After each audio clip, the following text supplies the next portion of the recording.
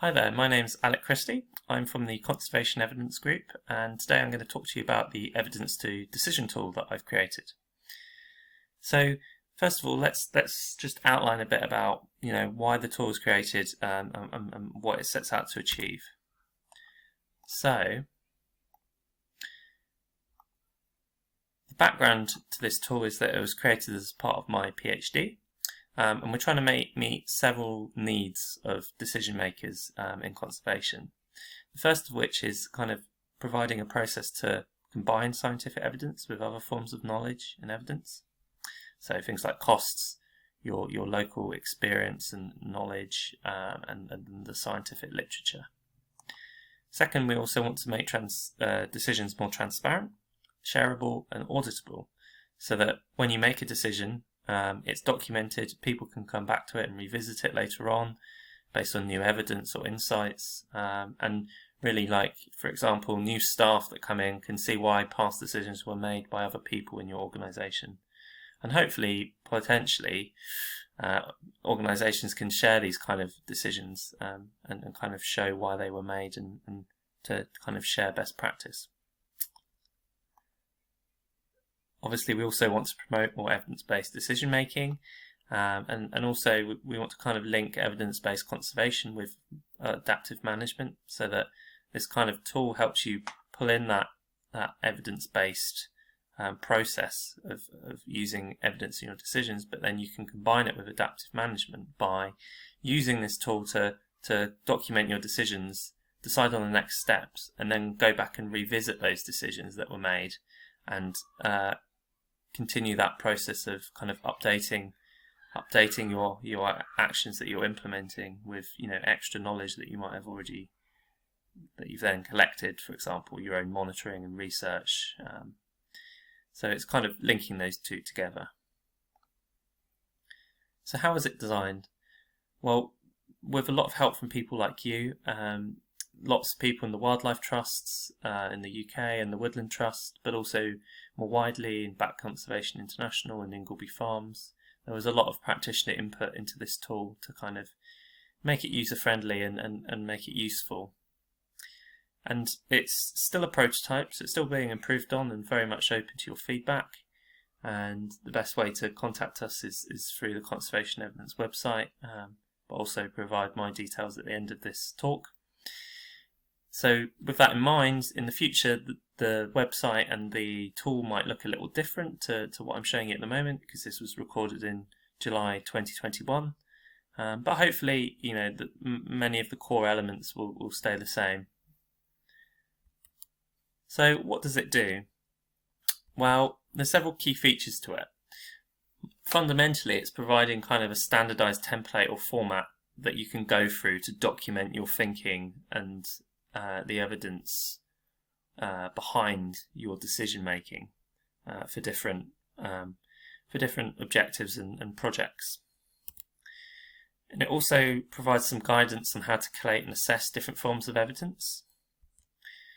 And importantly, it produces a customized report that you're kind of filling in as kind of like a workbook throughout the tool, which then is all the information you put in is packaged up into a nice document that you can then use to document the decision that you've made, and also share it and revisit it in the future.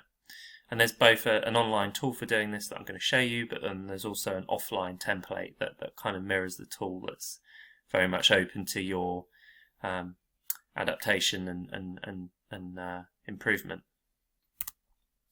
So who's it for? Well, again, we hope for people like you, so any decision maker in conservation really. It's a fairly versatile template. I think it could be used in a variety of ways, and we're interested in exploring that. These sessions that I give to sort of explain the tool really help us work out how it can be best used or adapted, and I've given a few of these with some of the evidence champions that Conservation Evidence has as part of its program of work. But at the moment it's kind of focused, I guess, on looking at which actions are best to achieve a certain objective. So probably fitting within a program of work or a large project and looking at kind of discrete parts of that project. The time investment here is really up to you. The more effort you put in, the more you'll get out of it, obviously. You will speed up in terms of how you use it, as with any tool, and as you get more knowledge of, I guess, collating evidence efficiently and assessing it. But yes, the time investment can be quite daunting because it's there are several steps in this process. But we really do say, these are worth it because particularly, you might want to think about which sort of decisions you use this for. Might be that potentially riskier or more decisions that require more thought and time are kind of the decisions that you should be, focusing on to use this tool in, at least as a starting point for what you're planning to do.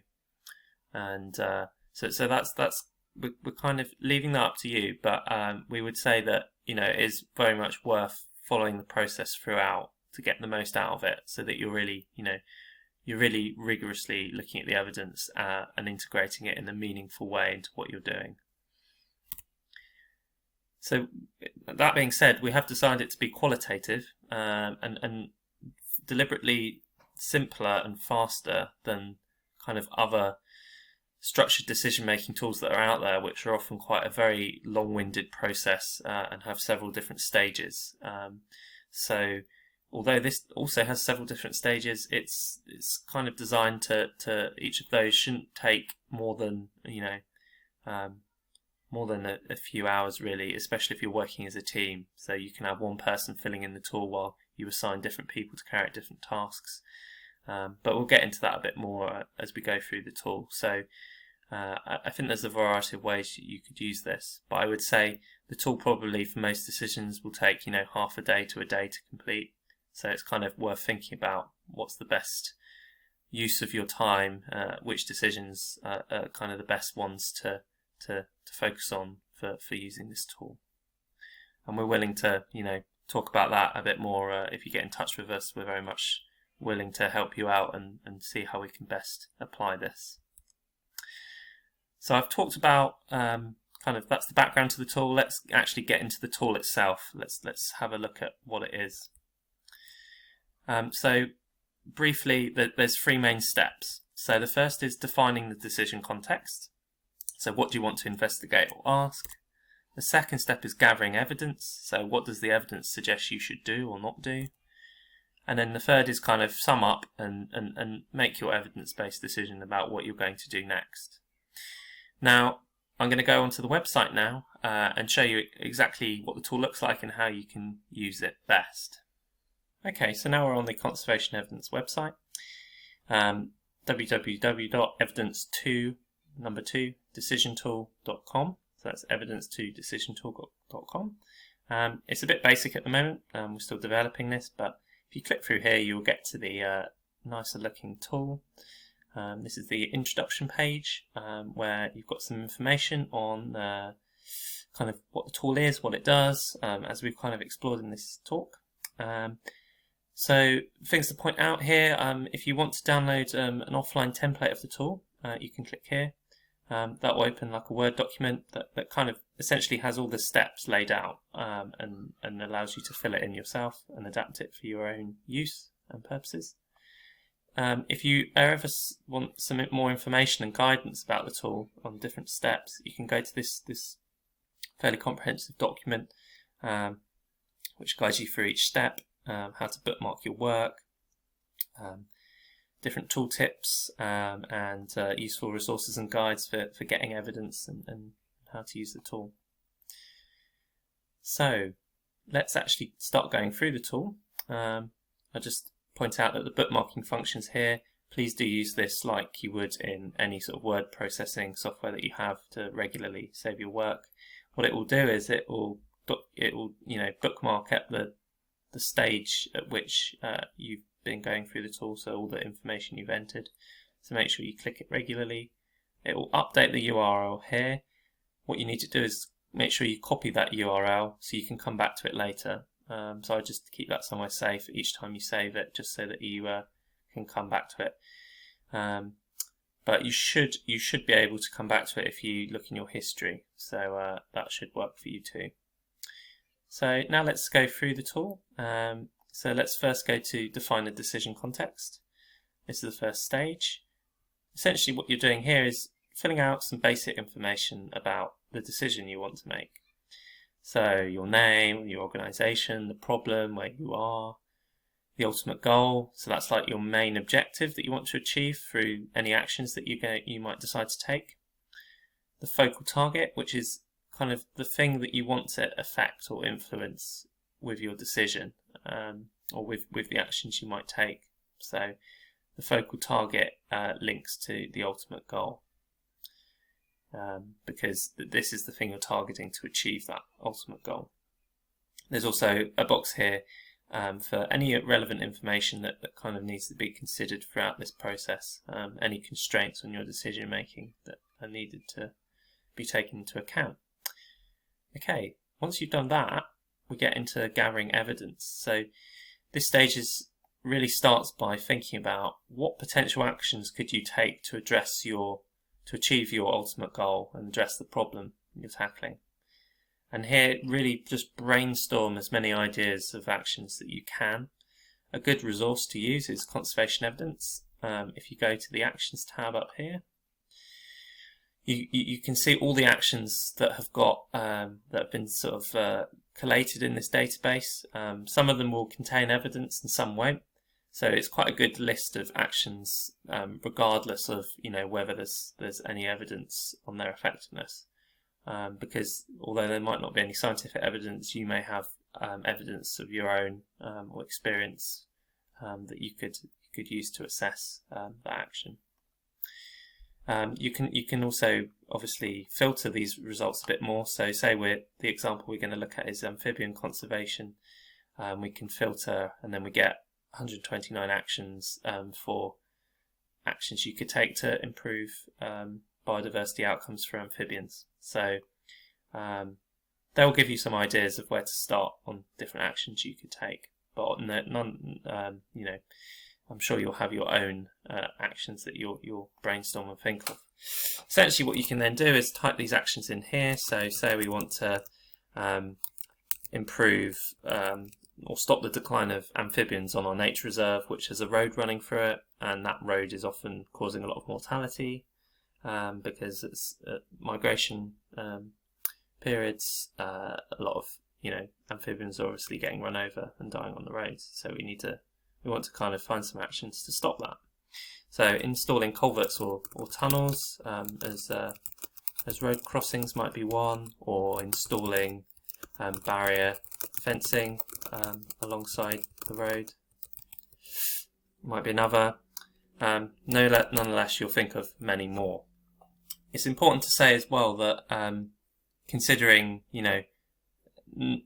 undertaking no action at all is also important. So another action might be do nothing, and you can try and assess the consequences of doing that. But we'll come to that a bit later. So now we've got different actions, so we'll have typed those into here. What we'll do is then put them in over here where it says action to add, and this will add that action to the tool. So let's just copy and paste those in here. If you ever make a mistake, like a typo, you can always go to this box here, type in the wrong name that you want to remove. It'll get rid of it, and you can then put in the name that you actually want up here. So what you'll see now is that some tabs have opened here with the actions, and what we're going to do now is assess the evidence for those actions. So first of all, with a little bit of background information on what the actions actually are and what they're focused on. And then we come to looking at the desirable and undesirable effects of that action on the target that we're interested in. So there's two kind of main sources of evidence we want to look at, and that's from the scientific literature and also from undocumented knowledge. So that we're going to look at scientific literature first. And what we include in this is also any monitoring data or reports that you may have that aren't maybe publicly available or accessible. So it's often called the grey literature, this kind of literature that's not maybe in a published journal, but that's still very useful. So that's included here. We obviously also include all the published literature that's out there, and obviously you can use conservation evidence to kind of look at that, but there's many other sources that are out there.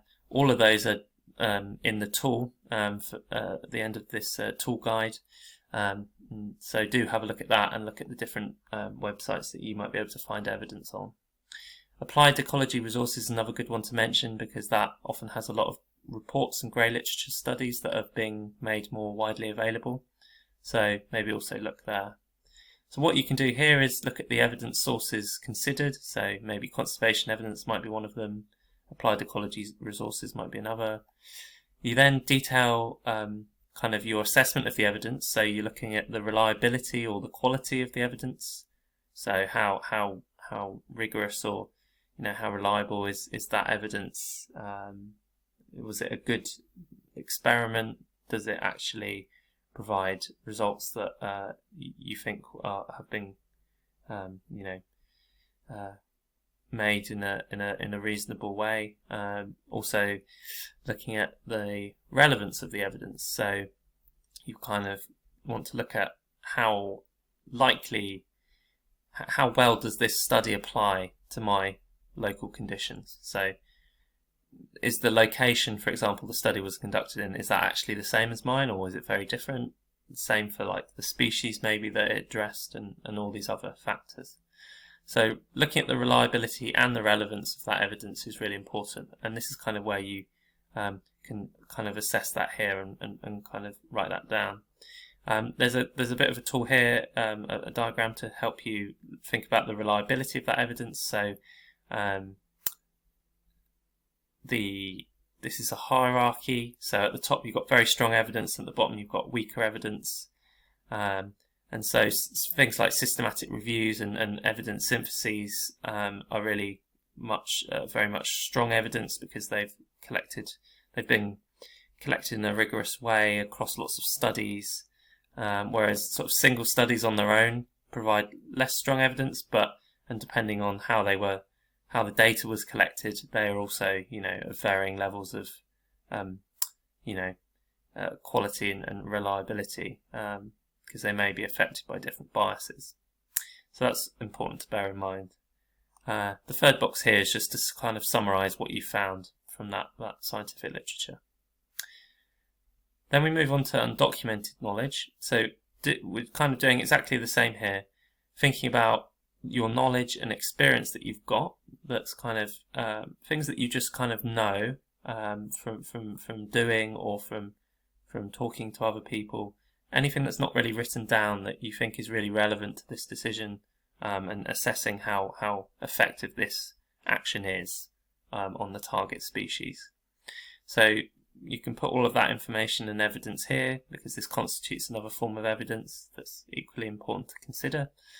But it's also really important, obviously, to consider how reliable that evidence is too, and if it's relevant. So do you trust the person that's given you this knowledge, or do you trust your own experience, and is that actually reliable knowledge to use in this? So thinking about what biases you might be prone to, like shifting baseline syndrome and things like that may affect this kind of knowledge. So that's important to consider. And once you've done that, you can then think, okay, how effective do I think this action is likely to be in my local context, based on the scientific literature that I've looked at, my own monitoring or data that I have, and also any undocumented knowledge and experience that I've pulled together. And so it can go from a continuum from it might be harmful, this action, or it might be ineffective, all the way up to highly effective. Could also be a trade-off between benefits and harms. So that's also important to consider here. Equally important is to consider how certain you are in this assessment. So if you think it's really effective, actually is the evidence behind that that's making you think that? is it reliable? Is it relevant? So score your certainty here based on that. So, for example, say for this action, which was to install culverts or tunnels as a road crossing, we think based on the scientific literature and our knowledge that this is moderately effective. And the evidence wasn't that strong. It was moderately reliable, but some of it wasn't very relevant, particularly from the scientific literature. It was conducted in a different location, so I'm scoring it my certainty in this as lower. And this kind of process is what you're going to kind of repeat for these different sections. So we're going to move on to costs now, costs, risks, and wider benefits. So what we're looking at here, first of all, is kind of your financial costs, so your cost effectiveness of this action. So assess that with any information you have on costs, if they're available either to yourselves or in the wider literature. Look at assessing next the non-financial costs and those costs and risks that are kind of affect anything other than the target that you're thinking of. So for example, this might be side effects on other species, or it could be impacts on local communities or stakeholders that aren't the target of this action, for example. So if you're targeting this on amphibians on your nature reserve, for example, any effects of those tunnels or culverts on, for example, other species, maybe mammals might get stuck in these tunnels or and die. There could be impacts like that you might want to consider. Obviously, there might be wider benefits. For example, there could be positive effects on of using certain actions. It might be, if you were doing an action that's kind of raising awareness, it might be might have positive benefits on how the community perceives your organisation or kind of the cause that you're trying to you're trying to achieve or benefit. So this kind of trying to integrate all those wider effects that this action could have on other things other than the thing you're targeting. Again, you can assess this here. So maybe the costs outweigh and the risks outweigh the benefits, or it's a trade-off. And again, look at how certain you are. Next, we're going to look at acceptability. Now, what we're going to do here is consider kind of the effects of implementing this action kind of on key stakeholders. So, are there reasons why this action would be unacceptable to yourself and key stakeholders? Importantly, do your values and those of key stakeholders, do those values align with this action and the effects of this action? So kind of weighing up whether if this action was to be undertaken, would stakeholders be happy with it? Would the consequences of it be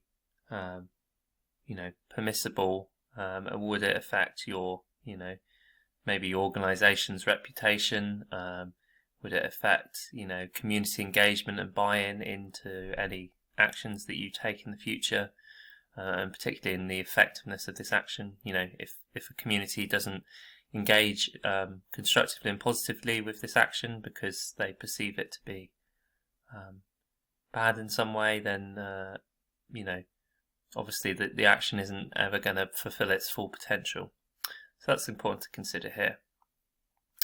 So let's just select some here. I think I forgot to do this back here. I'm just going to select some of these for later on. You'll see why in a bit. Did that. So next, after we looked at acceptability, we move on to feasibility. So this one's pretty simple. We're just thinking about really, mainly about the cost and acceptability of the action. Are they, based on those, is this action going to be possible? Are we actually going to be able to implement it properly? For example, if it relies a lot on community engagement and buy-in, maybe it won't be possible to actually implement this action because it's too unacceptable. It could also be there's, in terms of budget and costs, it might be too expensive to implement. It could also be impossible to implement because you don't have the right equipment or the staff to, with the training that they need to undertake this. So you've also got to consider those kinds of things. Next is considering modifications. So this is really just thinking of ways, from the scientific literature, but also your local knowledge, undocumented knowledge. Are there ways that you could adapt this action to make sure it is effective, or make sure it is more acceptable, or more feasible, or maybe more cost effective? So there might be ways, for example, when we're talking about installing these culverts or tunnels to help amphibians cross roads. Could there be a way of doing this that actually, the design of those tunnels, could it be designed in such a way that minimises the negative effects on other species? Could it designed in a way to prevent mammals getting stuck in them, for example? So it's those kinds of factors. And then finally, we have a box at the end that is just for you to really talk about and summarise all the evidence for and against the implementation of this action. So it's kind of summarising the evidence you've got gathered in these previous steps. So you might be saying overall, we considered scientific evidence from conservation evidence, blah blah blah. We thought it was, the evidence was, relatively reliable and quite relevant. But then we also integrated undocumented knowledge, and overall, this seems to suggest that it's likely to be this effective in our local context. But then it was also found to be relatively not very cost effective. There are also issues with acceptability, etc., etc. So you kind of bring it all together in a short summary here. The reason why I'm filling this in here is just to kind of show you what will happen in the next stage. So what you're going to do is, obviously you've worked through this, and you'll do this for each action that you've come up with at the start. So you work through that process for each action. Once you get to here, you'll get like a nice summary table. So this is the third step where you're actually going to document your decision. So as you can see here, for the first action we considered that I went through, I clicked on these different scores for each section, and what those do is that they fill in this table. So first of all, the kind of score on how effective or cost effective or acceptable this action is filled in with the text, and then your certainty in those scores, in the evidence you considered, is color coded. So darker, golder colors are really high certainty, and whites are really low certainty. So anything in between is kind of moderate or low. So, for example, here we're pretty certain that the acceptability is moderate here. Here we're moderately certain that this action's not is quite low in its feasibility. For example, here we're pale yellow, so we have kind of a low certainty that this is going to be moderately effective.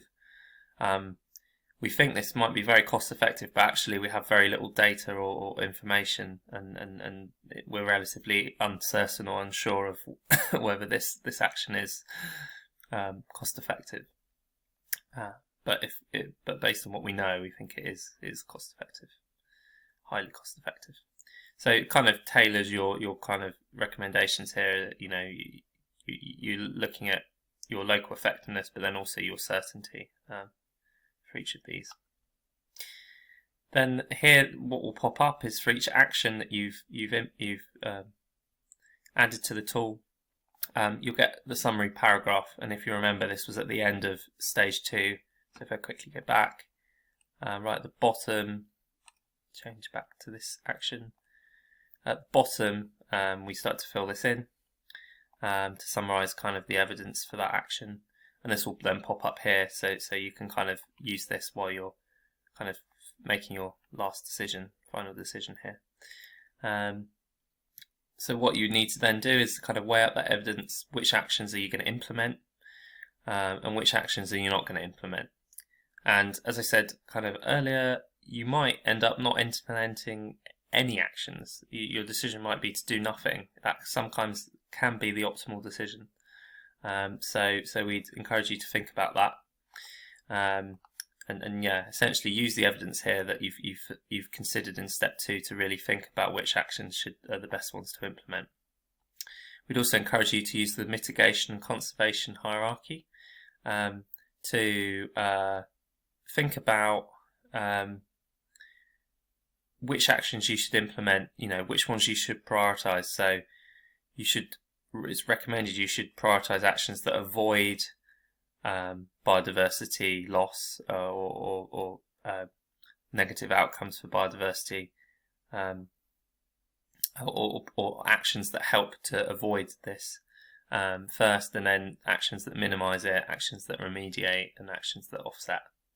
So bear that in mind, I guess. It's useful to think about. There's also some information in the tool guide on the kind of biases that may creep into decision making when you're thinking about what decision you're going to make. So different biases. So I'll just quickly count these down here. Move down here. These are some approaches for trying to avoid those biases, and these are some of the biases that can affect your decision making when you're doing this. So those are useful to bear in mind as well. But essentially, once you've made your mind up based on the evidence as to which actions you're going to implement and which you're not, you then can summarise your decision here and the next steps. So we'd really encourage you, if you decide to implement an action, to then make sure you test and report that the kind of the outcomes and the effectiveness of that action when you've actually carried it out. So kind of feeding into the literature and the wider knowledge on what works and what doesn't work. If you don't decide to implement any actions, that's perfectly acceptable. And if you do that, we'd recommend then saying, okay, I'm going to do more research, I'm going to gather more evidence, I'm going to do another assessment that's more detailed, or I'm going to use another structured decision-making tool to do this in a more quantitative or comprehensive way. So there's lots of things you could be doing, and then once you've done that, you'll be able to document all the information you've put in here. And I'll just show you what this will look like for the example that I've kind of been mentioning, which is about amphibians. And essentially, what this looks like is this is in the PDF version, but essentially it's going to document all of the steps that you've been through and the information you've put in for each of these sort of questions and text boxes. So that was defining the decision context, gathering the evidence. Each action has its own section, all the way through the different actions, and then it also prints off the table that was used to summarize kind of the scores you've given, the actions that you're choosing to implement, the ones you're not going to implement, your justification, your next steps. So it's all there. That's what's going to be outputted from this tool. When you actually come to doing it, your customized report will be down here. So and you can select that in PDF or Word. But if you just want to have a look at what kind of what the output might be, as an example, that's what this one's for. But this one will give you your actual summary report based on what you've inputted into the tool. So that's the evidence to decision tool. Thanks very much for listening to this. I'm just going to quickly go back to the presentation and say, really now it's over to you to have a look at it, see what you could use it for, if it's useful, and find ways to apply it in your organisation. As I said before, it's available at www.acceptability.org. evidence2decisiontool.com, and that's a 2 as a number 2, not TO. There's also an offline template that's available if you want to look at that, and you can adapt that for your own use. We really appreciate your feedback. Obviously this is a prototype, we're going to keep improving it, and we'll try and integrate your feedback to improve the tool. We're trying to publish a scientific paper on this to raise awareness, but obviously we're also going to publish a lot more practitioner-based articles and guidance and videos like this to promote the tool and its users. We're really interested to know how you go about using the tool and if it's ever been useful for you. So thank you for listening. Thanks to everyone that's helped with designing and producing this tool with me. Thanks Harriet Downey, who was leading a lot of the participation of organisations and evidence champions in this development process. And I hope you find it useful. If you ever want to contact me, my details are here on the screen, or you can contact Conservation Evidence and go on the website and contact us through that. Okay, thank you very much.